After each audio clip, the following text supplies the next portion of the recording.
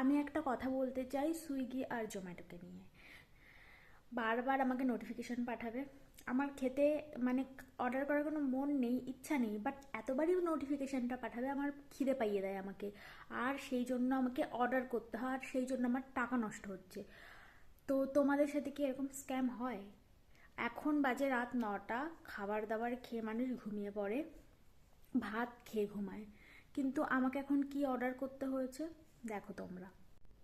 এই যে চলে এসেছে অর্ডার, যেটা আমি করতে চাইনি, কিন্তু আমাকে করতে হয়েছে আর কি। তো কি অর্ডার করেছি দেখো, এই যে বারবার লোভ দেখাবে আর আমি অর্ডার করব, এরকম স্ক্যাম মানে আমার সাথে করবে, আমি কিন্তু এটা সহ্য করতে পারছি না।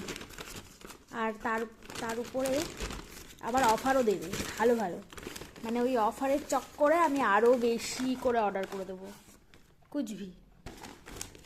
এ দেখো আবার কি লিখে দিয়েছে এটা, হোয়াট এভার। দেখো অফারের চক্করে পড়ে আমি এখন এটা অর্ডার করে দিয়েছি।